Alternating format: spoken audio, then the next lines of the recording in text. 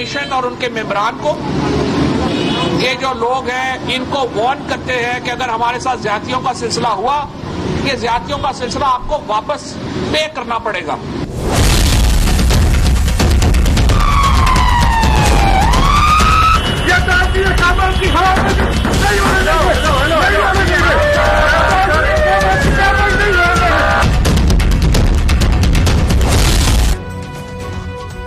इस्लामाबाद की अदालत फवाद चौधरी के ॿिनि ॾींहनि जे जिस्मानी रिमांड ते पुलिस हवाले करे छॾियो।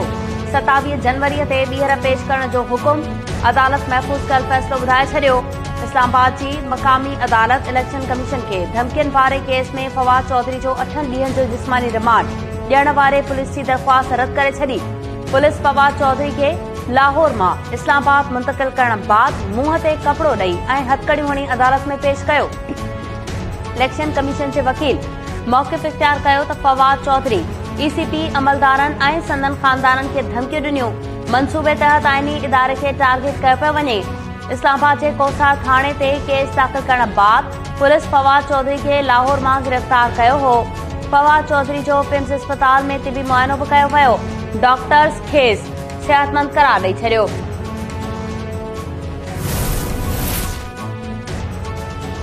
लाहौर हाईकोर्ट पीटीआई अख़वान फवाद चौधरी जी गिरफ़्तारी के गैर कानूनी करार ॾियण खां इनकार कंदे संदसि बाज़ियाबीअ वारी दरख़्वास्त रद्द करे छॾी। फवाद चौधरी जे बाज़ियाबीअ बाबति दरख़्वास्त ते ॿुधणीअ दौरान आईजी पंजाब, एडवोकेट जनरल ऐं ॿिया पेश थिया। फवाद चौधरी जे इस्लामाबाद पुलिस हथां गिरफ़्तारी जी तस्दीक़ जस्टिस तारिक सलीम शेख रिमार्क सिंधे चयो त हाणे दरख़्वास्त ॿुधण जोगी नाहे रही। फवाद चौधरी जे वकील गिरफ़्तारीअ खे गैर कानूनी करार ॾियण जी इस्तदा कई। अदालत पुछो त फवाद चौधरी जी गिरफ़्तारीअ में गैर कानूनी कहिड़ी ॻाल्हि आहे। राहदारी रिमांड लाइ जवाबदार खे लाहौर जी अदालत में पेश कयो वियो। अव्हां केस ख़त्म कराइण चाहियो था, इस्लामाबाद हाई कोर्ट वञो।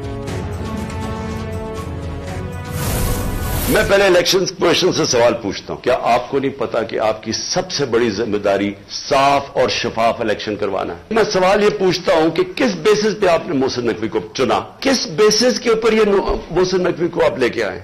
अभी से ही पुलिस ने हरासा शुरू कर दिया है, हमारे वर्कर्स के ऊपर 1-2 गिरफ्तारियां शुरू होगी और ये जो फवाद चौधरी का हुआ है, तो ये अभी से ही पूरा प्री प्लान बना हुआ है। हर वक्त जेल लेके जाने लगे हैं, मुझे इससे कोई फिक्र नहीं है। मैं वाजे कर दूं कि आखिरी गेंद तक लड़ूं, आखिरी अपनी सांस तक इनका मुकाबला करूंगा। कोई मुझे ना जेल और ना ये जो डराते रहते कोई फिक्र नहीं है।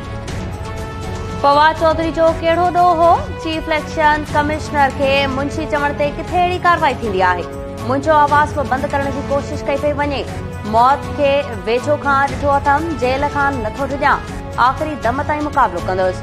पीटीआई सरबराह इमरान खान मौजूदा सूरत-ए-हाल में अदलिया खे किरदार अदा करण जी अपील करे छॾी। वीडियो लिंक ज़रिए ख़िताब कंदे इमरान खान चयो त मुल्क नाज़ुक मोड़ ते बीठल आहे। हाणे सिर्फ़ ॿ रस्ता आहिनि, हिकु ग़ुलामी क़बूल कजे, ॿियो रस्तनि ते अची जदोजहद कजे। मोहसिन नकवी पंजाब जो निगरान वॾो वज़ीर थींदे ई कार्रवायूं शुरू करे छॾियूं आहिनि। अदलिया ऐं वकीलनि खे अपील करियां थो त अव्हां जो वक़्तु आहे, असांजे हक़नि जो तहफ़ुज़ कयो।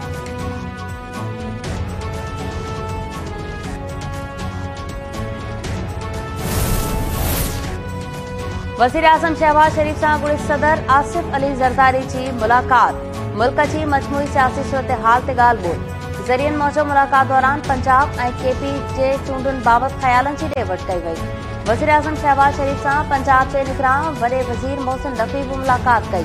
वज़ीर आज़म निगरान वॾे वज़ीर जो उहिदो संभालण ते खेसि मुबारकूं ॾिनियूं। वज़ीर आज़म शहबाज शरीफ़ चयो त उमीद आहे त मोहसिन नकवी पंहिंजूं आइनी ज़िम्मेवारियूं बहितर नमूने सां सर अंजाम ॾींदो।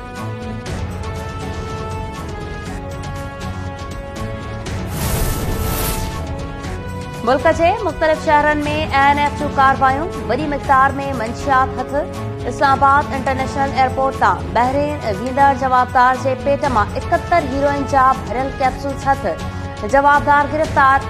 बुरहान इंटरचेंज वेझो कार्रवाई दौरान कार मां 4 किलो 800 ग्राम चर्स हथ।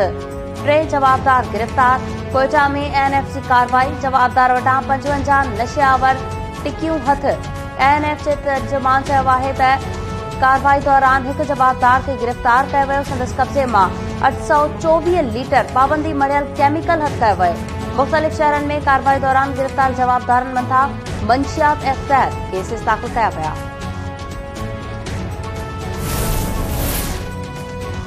सखर में पुलिस जो खोरनि सां मुबैना मुक़ाबिलो, बफूरू ज़ख़्मी हालत में गिरफ़्तार करण जी दावा, हथियार हथ। पुलिस मूजिबि ज़ख़्मी हालत में गिरफ़्तार खोरनि जी सुञाणप सनाउल्ला लोहर ऐं अमजद अमरो तौर कई वई। गिरफ़्तार जवाबदार मोटरसाइकिल फुर करण ऐं पुलिस मुक़ाबलनि समेत ॿियनि वारदातुनि में घुरिबल हुआ। संदनि साथी फरार थियण में कामयाब थी विया, जिन जी ॻोल्हा जारी आहे। पनवाकिल वेझो ॻोठ सईद महर में हथियारबंदनि अजीत धनार खां बकरियूं फुर करण जी कोशिश, मज़ामत ते हथियारबंदनि नौजवान वाजिद महर खे गोलियूं हणी क़तल करे छॾियो। डहरकी वेझो पुराणी तकरार तां हिकु ॼणो क़तल। भटूली शरीफ़ वारे इलाइक़े में हथियारबंदनि मुख़्तियार जखराणी खे गोलियूं हणी क़तल करे छॾियो।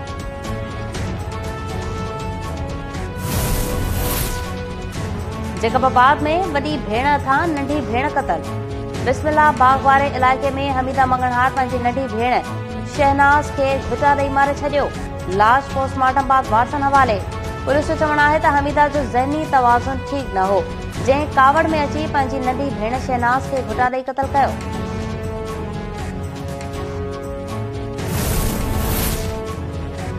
सेवण वेझो जाबलू पट्टीअ वारे इलाइक़े मां नौजवान जो तशद्दुद थियल लाश हथ। पुलिस पारां कारा इल्ज़ाम हेठि क़तल करण जो इंकशाफ ज़ाहिर। जाड़े ढोरो मां नौजवान असद अली नुहाणीअ जो तशद्दुद थियल लाश हथ कयो वियो, अस्पताल मुंतक़िल।